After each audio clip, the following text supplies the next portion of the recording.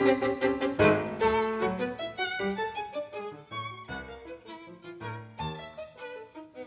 evening. On behalf of the League of Women Voters of Houston's Educational Fund and Houston Media Source, I'd like to welcome you to our conversations with the candidates. My name is Bill Kelly, and I'm very pleased to be joined by my co-host, Amy Carl.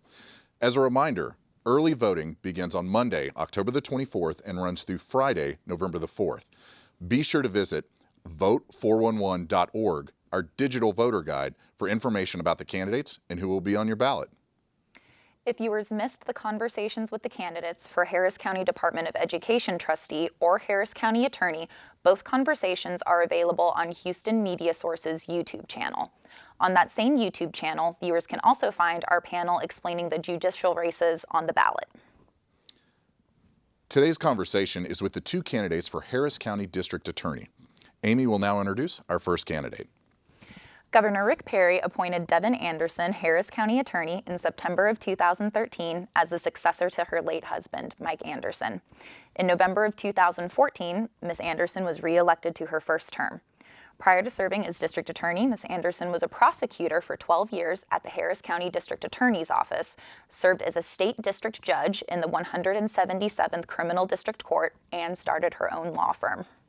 Welcome, Devin Anderson, to Conversations with the Candidates. Thanks a lot. Our first question, as the Chief Legal Officer for Harris County, what would you say are your top 3 focus areas to be serving the county and its citizens, and why? So I would say that one is increasing our resources to deal with our tremendous caseload. We filed 116,000 cases last year and only have 300 prosecutors. So one of the challenges is to increase and increase our budget so we can hire more people to help handle this caseload. The other area is becoming more proactive in criminal investigations. We've typically gotten our cases from the police and take them to court, kind of like the Law and Order show you see on TV. But now we are actually going out and doing proactive investigations in the area of prostitution, gambling, and child exploitation, online predators. And we've seen a lot of success with those, so we're going to continue that. The other thing is understanding that we only have one jail, and the voters have soundly rejected the idea of building another jail. We can't lock up everybody, and we shouldn't be locking up everybody. To me, the jail is for people who are hurting us, robbing us, raping us, breaking into our homes, killing us, and low-level nonviolent offenders can be safely supervised out in the community. So I've developed 6 diversion programs since I've been in office for low-level nonviolent people to have an opportunity to do some things like community service and avoid a conviction. I'm also very active through the Criminal Justice Coordinating Council with working on bail reform and using the new Arnold Foundation assessment tool, which I can talk about later, but those are the 3 areas that I see. So you just mentioned the need for more prosecutors to handle your vast caseload. Are there any additional resources you would want to see added to the district attorney's office? Well, we need support staff because of the challenges that we have with technology, with having such a diverse community, so many different languages and cultures. I've really focused on trying to hire people who reflect the community, diversity in hiring. I think people need to walk into a courtroom and see somebody from the state that they recognize, that they feel comfortable with. So not only just with prosecutors, but with translators, social workers. We have 80 investigators and have concentrated in that area, hiring diverse members of the community for that. So there's a huge support staff, and it's the only way we get our job done is to all work together as a team. Wonderful. So as discussions about mitigating both police brutality and violence against law enforcement officials occur, what role do you believe that the district attorney should play in strengthening the relationship between law enforcement and the citizens of Harris County? I am a very big proponent of that. That is another thing that I realized when I came back to the office after my first career there for 12 years, that the DA's office is kind of shrouded in mystery in the community. I mean, we didn't really participate. And so for the last 3 years, we've been getting out in the community, participating in already established charities, but starting our own school programs, toy drives, And I have myself, since the Ferguson events, have gone to 6 different town hall meetings. I think it's very important that I am there on the front lines talking to people, hearing what their concerns are. That's how you build trust, in my opinion, with law enforcement, is that you're out there and you're accountable and you will answer questions and hear their concerns and try to serve them better. Well, as you know, the Harris County Jail treats more inmates with psychotropic drugs than the entirety of the state's inpatient mental health hospital system. What would you do to improve the circumstances of many of those that are suffering with mental illness in jail and before, in the role that the DA plays with it? Well, I'll tell you what, we started a mental health division in our office because mental illness is so prevalent in the criminal justice system. We have so many defendants who have mental illness, and it requires a specialized knowledge on the part of prosecutors to be able to talk to psychiatrists, to understand medical records that they're reading, understand different diagnoses and medications. And so I have increased that division to where now they are handling all the competency cases and they assist trial prosecutors with insanity issues. But the other part of it is the diversion that I'm talking about. We just started a diversion program for felons who have mental illness called New Start. We also participate in the mental health courts in felony, which is a specialized docket to help people with mental illness succeed in their probation.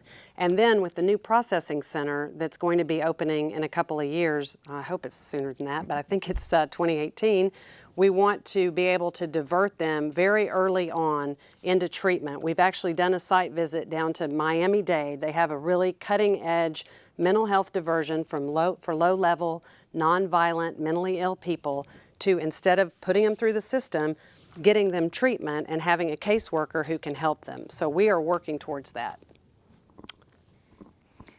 Transparency is a topic that's being widely discussed at every level of government this election season. What is your vision for transparency between the DA's office and the citizens? Well, I've already spoken about going to meetings and going to town hall meetings, but going to churches, going to schools, doing interviews like this, being accessible to the media. But there's a difficult aspect as far as evidence. There's a concept that people think that we should, transparency means sharing our evidence while cases are pending, like videotapes, for example. We simply cannot do that. We have to protect the right of the defendant to have a fair trial and the right of the state. And we actually have an ethical duty not to taint the jury pool by releasing things. So that I'm starting to see that become kind of a conflict in police-citizen interactions. And I understand sometimes the law enforcement agency wants to release a video, and that is their decision. But I hope people understand that we have to keep our evidence until it can be heard in a court by a jury, and then once the trial's over, we can release everything. It's just kind of a new issue that's come up recently. It's a good question. Well, recent grand jury reforms passed at the Texas legislature last session will influence the criminal justice process here in Harris County. How do you believe those changes will change the administration of the DA's office? Well, we present, obviously, all of our felonies to grand juries, and I have seen since the new change, which I backed in the legislature, I put an op-ed piece in the Chronicle and kind of threw my support behind it, because I believe that although the old system, I think grand jurors followed their oath, there was a perception that it was not a grand jury that was representative of the community, and I actually don't think it was. It was elderly and pretty white, honestly. I mean, that's kind of straight up. But now, when I go do the grand jury orientation with Alex Bunnan, the public defender, and other people that speak, you see a lot younger people there, which is exciting. You see a racially diverse mix of people. But interestingly, the results haven't changed. I mean, they're following the same laws that the other grand jurors followed. But I think what it is that they can go back to their communities and talk about the system intelligently, because now they've been a part of it. So we are still doing the same thing that we're doing. It's just we're presenting to different people, and it's great. The Super Bowl is coming to town next year. Mm-hmm. And so while it will bring undoubtedly an influx of revenue into Houston, it also has the potential to increase incidences of human trafficking and related crimes. How are you preparing, or how do you plan to prepare for the unique challenges associated with those type of cases? Well, we've been working closely with the Super Bowl committee. We are part of that to prepare for the influx of prostitutes. That's what happens. I mean, pimps and owners bring a large number of women and men to prostitute themselves. We're working closely with the mayor's office on his anti-human trafficking efforts, and we will continue working with HPD, the sheriff's office, and everybody to get on that. I mean, we're trying to do a lot of public awareness about it, and that's why we joined the mayor's campaign. And we'll be doing our own, hopefully, public service announcements about that, saying that if you buy sex in Houston, you're going to jail. You're going to jail, and we're going to make the penalty sting, because we have to address not just the owners and the pimps, but the customers, and then we also have to deal with the prostitutes, which we do in a way that I feel like is very compassionate. Even though prostitution is still against the law, the women and men who are prostituting themselves are most of the time not doing it because they want to do it. They are forced by different circumstances, and so we started a court for prostitutes called the Safe Court. From 17 to 25-year-old, it's a pretrial diversion situation where they get treatment for whatever is bringing them into that life, whether it's drug addiction, trauma that they suffered as a child. They can get trauma counseling and hopefully give them enough tools to get out of the prostitution business. So that's kind of how we've looked at prostitution arrest, because they are continuing. But our human trafficking prosecutors talk to every single person who's arrested with the permission of their counsel. And if there is any human trafficking, obviously we dismiss the case, but we are trying to look at arrest as recovery. We have, Ann Johnson is the head of our human trafficking division, and she's actually located in the Harris County Jail 250 human trafficking victims that the police did not. They arrested them, put them in jail, and that's the law. But because we have this very proactive way of talking to them, we were able to rescue quite a few women out of the system. So that was a long answer. I'm not sure how responsive it was, but anyway. Very good, very good. Well, can you discuss an example of how you have made an independent decision that may have had political consequences, but that was in the interest of justice? And how important, in your view, is that this position be politically independent? It has become painfully obvious to me that this job absolutely cannot be political, and it takes guts sometimes. And obviously the situation that comes to mind when you ask me that question is the Planned Parenthood situation, and I faded a whole lot of heat actually now from both sides, and I think that the touchstone of this job has to be the law. And when I ordered the investigation of Planned Parenthood, I appointed 3 very senior prosecutors, 2 homicide detectives from HPD assisted us, and a Texas Ranger. They did a thorough review and presented their findings to a grand jury, and the grand jury did not find that Planned Parenthood had committed any crimes, but did, of course, indict the 2 videographers. And the pro-life advocates, and I'm pro-life, but the pro-life advocates demanded that I dismiss those cases, demanded that I start over with another grand jury, and that is simply not what we do. We don't grand jury shop. If we get a result we don't like from a grand jury, we don't try to run it up another flagpole. And 2, I don't dismiss cases because I don't like them or I don't agree with the law. I looked at the law, I looked at the evidence supporting the indictments, and they were supported by the evidence. And I always said, if I'm presented with a legal reason to dismiss, I'll do it. But I had not been. Until very recently, conduct in the grand jury was brought to my attention. And once again, I had to follow the law and dismiss those cases. So I made the other side mad. But that's the buck stops here, and you got to be willing to do that. You have to make the call based on the law and the evidence in this job. Okay. What additional training, if any, do you believe prosecutors should take in order to better understand the mental health issues that currently affect so many in the Harris County Jail? Well, we just recently asked NAMI to come in and do some training. It's funny you said that, because we've had 2 training sessions with them like 4-hour training sessions with groups of prosecutors. The first ones that went were the ones in the mental health division, obviously, and they're learning how to deal with someone who's in a mental health crisis, what resources are available for us to get help to have this person, receive assistance.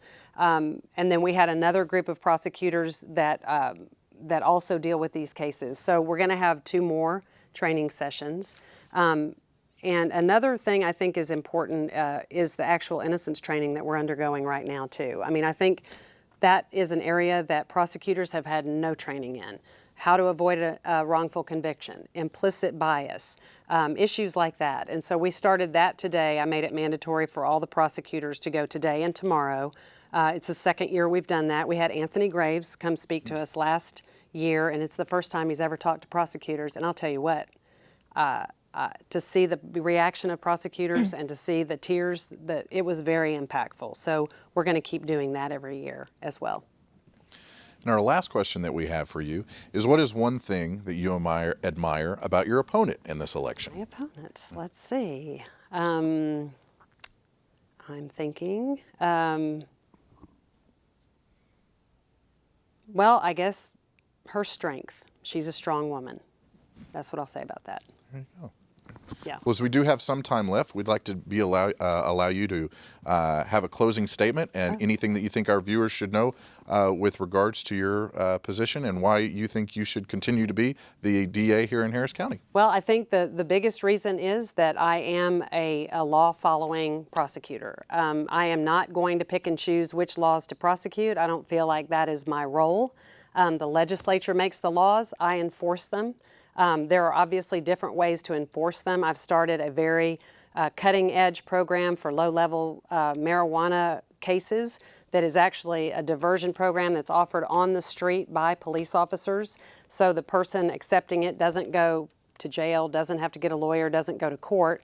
They do some community service, and their case is never filed, so there's nothing to expunge. I don't believe that you can choose to wholeheartedly just not prosecute areas of the law. I just think you have to be smart about what you do. What I'm trying to do with these diversion programs is, 1, give first offenders a chance to avoid a conviction, but 2, free up resources for prosecutors who are already overburdened to deal with the most violent of our criminals.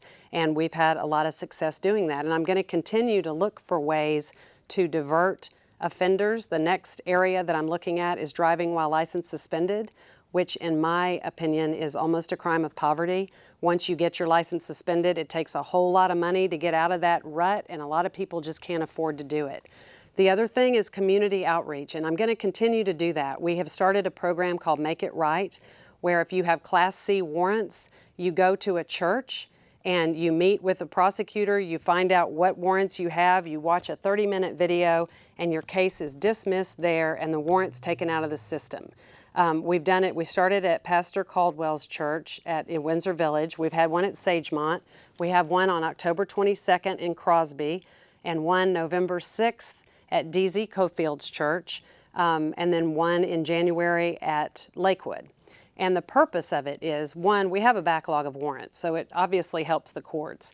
2, it obviously helps the defendants, because when you have a warrant, you don't go look for a job, you don't go look for a place to live. It kind of stops you. So we want to give you a safe and non-confrontational way to deal with that. The other thing is law enforcement safety. A lot of people run when they have a Class C warrant, and that can create a very dangerous situation. So we've had these 2. We've had over 2,000 people come. We have a legal clinic that defense lawyers have volunteered their time to help people with legal issues. Alex Bunnan, the public defender, he's come the last 2 times. I hope he keeps coming. And lawyers from around the county. And then we also have a community kind of fair with employers. So whether you have warrants or tickets or not, look on our website, harriscountyda.com, and you can see the dates and come see us there, because we're going to keep doing that. I believe that we are public servants, that we are here to serve you, and we serve the entire county. So you will see us all over the county, hopefully being helpful and transparent and willing to answer questions and be accountable for for what we do. So I would ask for your vote, because with me, you get a non-political DA who follows the law. And if our viewers have any other questions, what's the URL for your campaign website? It is andersonda.com. andersonda.com. Yeah. Devin Anderson, thank you so much for being with us, and we'll take a quick break and be back with our next candidate.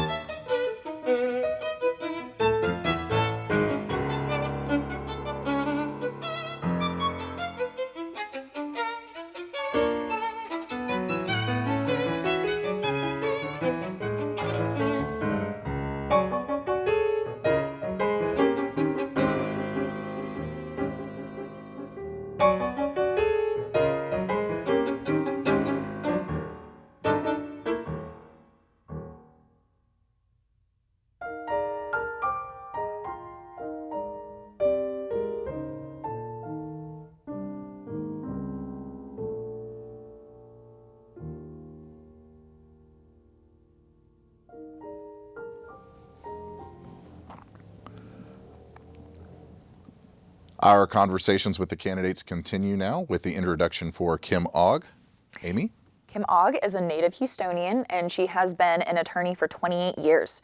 She was a chief felony prosecutor in the Harris County District Attorney's Office before she was chosen to lead Houston's first anti-gang task force. From 1999 to 2006, she also served as the executive director of Crime Stoppers. Well, thank you so much for joining us, Kim Ogg. Our first question to you, as the Chief Legal Officer for Harris County, what would your top 3 focus areas be in serving the county and its citizens, and why? Well, the top priorities are serving the crime victims, the accused, and the community.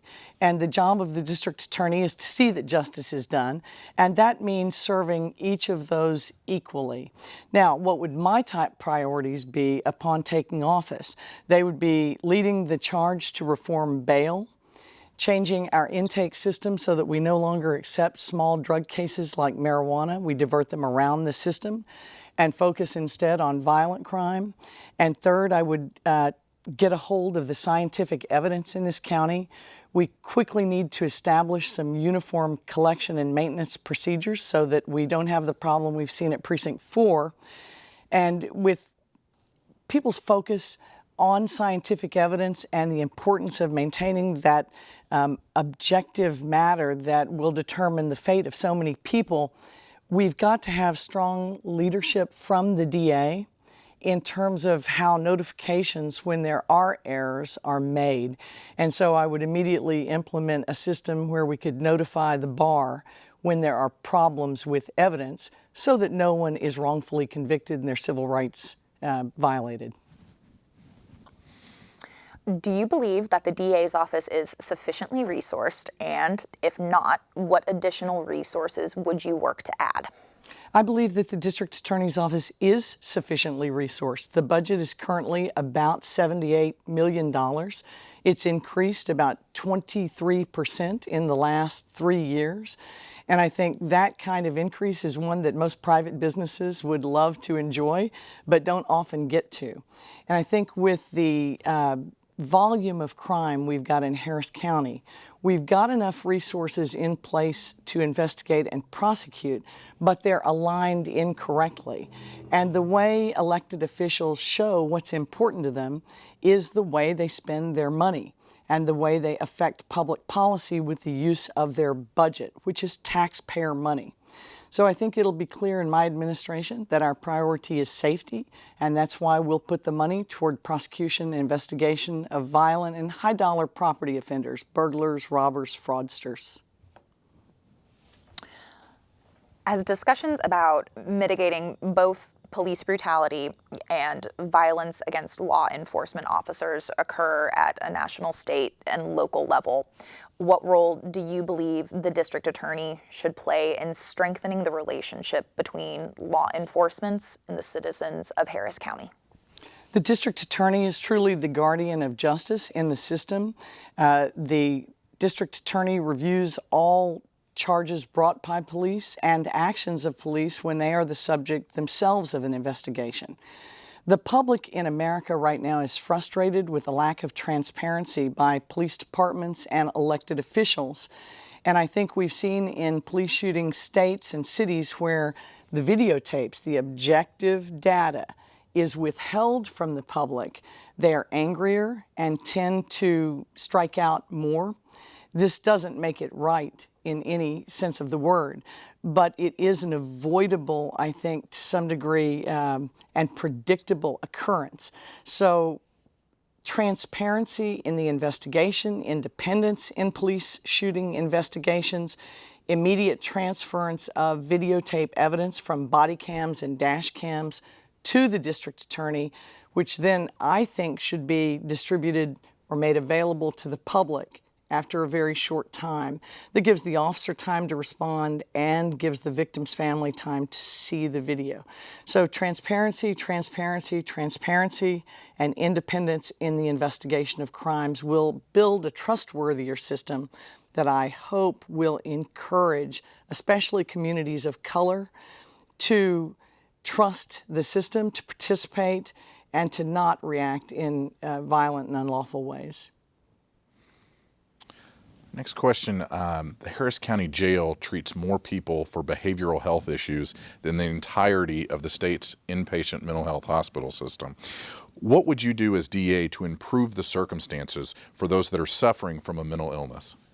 When we reform our bail system and we start agreeing at the district attorney's office to pretrial bonds for people who are not yet convicted, they're just awaiting their day in court, we're going to affect about a fourth of that jail population, which is suffering from some kind of mental illness or on some kind of psychotropic drug. What I hope to do is work with the mental health system so that while those individuals are waiting trial and maybe trying to regain competence or being treated for psychological issues, that they can be treated outside the jail, that we can make that treatment a condition of bail and eventually deal with their case after they reach a certain level of clarity. So I think it's important that we get as many mentally ill individuals out of the jail while they are awaiting trial. And those who do have mental illness and are convicted, of course, should be treated in a respectful and dignified way by sending them to what is really the poorest system we have in Texas. We're going to have to send them to mental health facilities, which may not keep them as long as we'd like. That's an issue that's going to have to be dealt with at the legislature, but I plan to be a champion for the rights of the mentally ill. Treating them in jail is the least effective, most expensive, and most inhumane way of handling that population.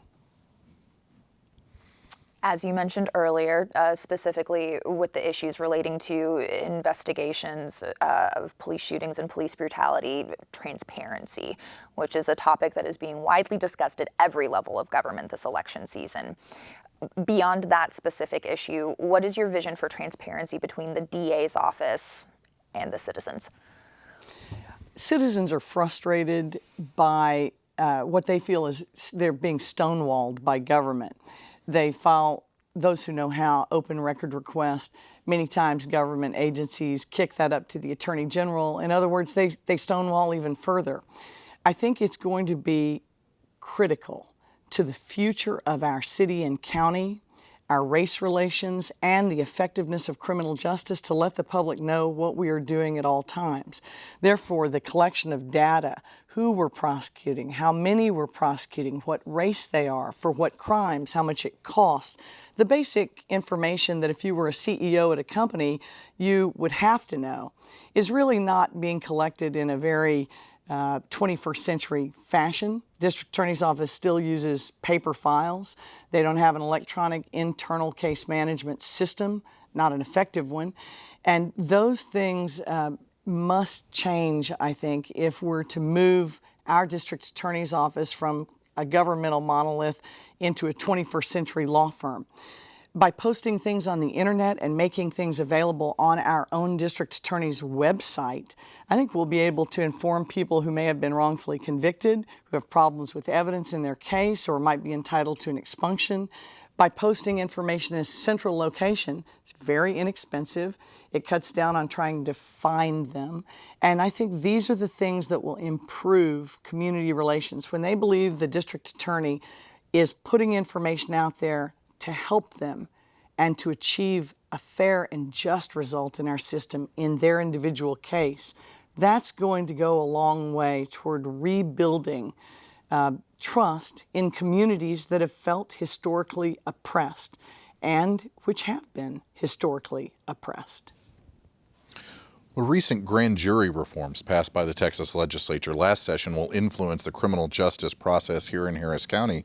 How do you believe those changes will change the administration of the DA's office? Well, the grand jury finally was changed. The way judges select grand jury members was kicked out, random selection was brought in, and I think that was the result of the 2014 election and a lot of work by the Houston Chronicle to expose the flaws in the system. So reform has begun, but in practice, grand juries are not used enough. They are the bellwether of the community's opinion about certain types of crimes and certainly individual cases. And you often see now disparities in charging. Remember Joe Horn, who shot his neighbor? He was not charged. He was taken in no build, where we had a record driver recently charged with murder for what he claimed was essentially the same offense. I think we can get greater equality in the way justice is applied if we go to the community through the grand jury with more cases, not less cases. So I see increased use and participation by the community, not just as a way to reform criminal justice internally, but as a way to help the community feel more empowered that it is their justice system. And they're going to feel that way when they sit on grand juries and juries and they actually participate. The Super Bowl is coming to town next year. And while it will undoubtedly bring an influx of revenue into our city, it also has the potential to increase incidences of human trafficking and related crimes. How will you prepare and address the challenges associated with these types of cases? Well, I invite our viewers to look at my website at kimogg.com for my specific platform on human trafficking. I was shocked to learn that our district attorney's office currently prosecutes very few sex trafficking cases, only 4 this year. 9 months, 4 cases. But the status quo of continuing to prosecute thousands of prostitutes has continued. So in a year where only 4 traffickers were prosecuted, 4,000 prostitutes have been prosecuted. This is not solving our problem. This is not keeping Houston from being the trafficking hub that we know it to be. I think what we're going to have to do is change the paradigm. We need a fully funded, fully staffed sex crimes division in the Harris County District Attorney's Office, and I plan to do that. They will specialize in these and other types of sexual assault cases, and they will be a dedicated group of professionals who align themselves with social service providers and other community groups, because that's how the information that will bring down those organized crime rings is going to be obtained. We're going to get it from the grassroots, but we're not going to do that by prosecuting the people at the lowest end of the spectrum. We're going to have to try to help them, reintegrate them into the community, and move our resources for prosecution up the chain to the pimps, the traffickers, their accountants, and their lawyers, if their lawyers are involved. All right. Can you please discuss an example of how you have made an independent decision that may have had political consequences, but was in the interest of justice? And in that same vein, how important do you feel it is for this position to be independent of partisan influence? As a lawyer in private practice, I've represented individuals in civil rights cases against the government, against the city of Houston and the county of Harris. I've been employed by both. And so it's no small thing when a citizen says their government has wronged them. I prosecuted a Hispanic police officer's discrimination and retaliation case against HPD, including this election period and the time before. And so, you know, the election involves police officers and unions, And although I was representing one of their own, I was also challenging through lawsuit the administration that they all work for, the Houston Police Department. We won. We proved that the Houston Police Department had a code of silence that they used to enforce against officers who spoke out about problems. This is a landmark holding and will be very important to bringing transparency to the entire system when I'm district attorney. But I wouldn't say that it was a popular or politically advantageous move to sue a city a government that we believe in and pay taxes to, during a political season. Suing people creates enemies. On the other hand, civil rights, either we all have them or none of us have them. And when one of our own is discriminated against by his employer, and that employer is the government, I think that's dangerous. I think that can become a government that's likely to then violate the rights of the citizens, us. And so lawyers have to be watchdogs. We have to be independent. The district attorney is going to have to be able to say no to her friends and yes to her enemies when that's where the investigation and the evidence requires us to. So very important to me that I've had these prior experiences of going against the very authorities that I seek to now work with at a time when I was running, proving or obtaining a holding that they disagreed with. And I think that shows that I will fight not just for clients who are individuals and maybe the little guy, the Davids against Goliath, but I hope that it tells the public that I'm willing and shows them that I'm also willing to fight for them, whether they're crime victims or whether they need their rights as accused individuals protected. The DA has that job as well. Our job, the district attorney's job, is to seek justice. There's no definition of that, but it's like a famous Supreme Court justice says, you know it when you see it. So I think it's very important to have an independent district attorney. Now, what additional training, if any, do you believe that prosecutors should have in order to better understand the mental health issues that affect many in the Harris County Jail and in the criminal justice system? Well, with the jailing of a rape victim being the biggest scandal that the district attorney's office has faced over the course of this election period, it became obvious to me, and I think the rest of the citizens of Houston, that there was either not enough information provided to prosecutors about mental health resources or that they weren't trained on it properly. I don't know that that's necessarily the case in the victim who was jailed. I'm not sure that the prosecutor, that there weren't other reasons for his behavior other than the fact that he didn't know where to call or he didn't have much success.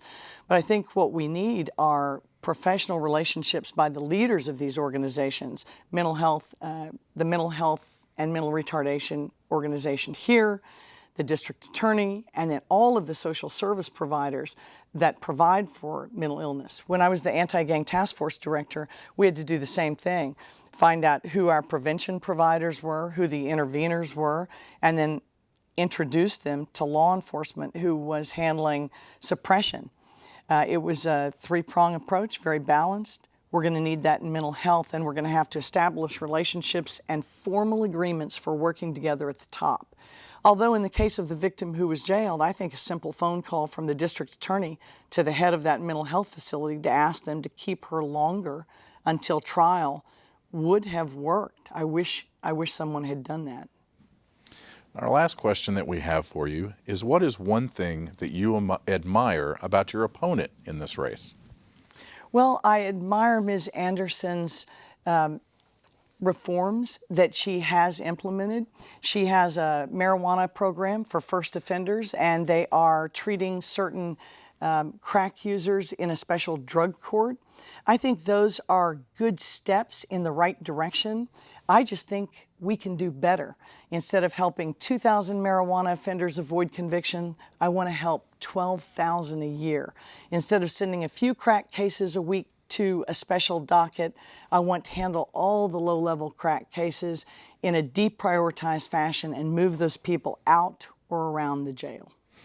Well, if there are remaining time, we'd like to be able to provide you the opportunity to talk with voters and ask them why they should elect you, our Harris County District Attorney.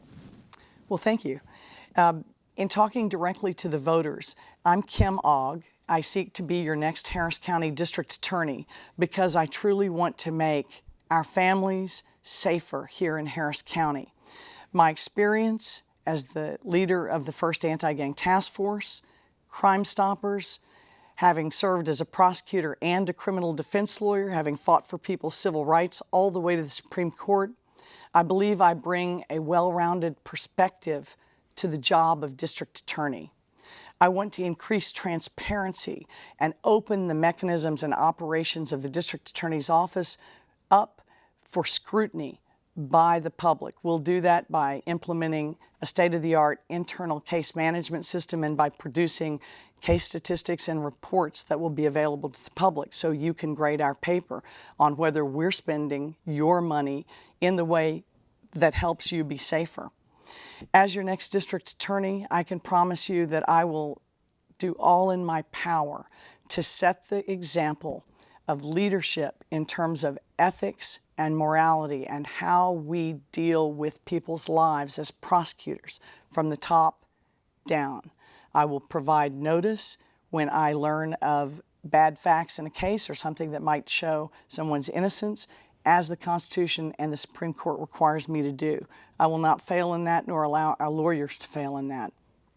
And I will get to work right away on bringing a renaissance to criminal justice that starts right here in Harris County by turning our system into one that's concerned with helping people more than hurting them or simply convicting them because we can.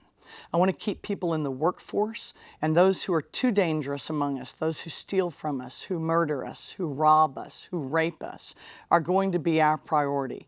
We're going to knock out rape kit and burglary DNA backlogs immediately and go fight for permanent funding. And for more details on what I hope to do to accomplish a vision of criminal justice that's fair for all of us, I invite you to my website at kimogg.com, and I ask you for your vote in early voting starting October the 24th or on Election Day. Thanks. Kim Ogg, thank you so much for being with us today, and our thanks to both candidates for this conversation with the candidates. Next week, there will be a conversation with the candidates continuing with the candidates for Harris County Sheriff, followed the next week by Harris County Tax Assessor Collector. On behalf of the League of Women Voters of Houston Education Fund, Houston Public Media, and my terrific co-host, Amy Carl, thank you very much for joining us this evening. Good night.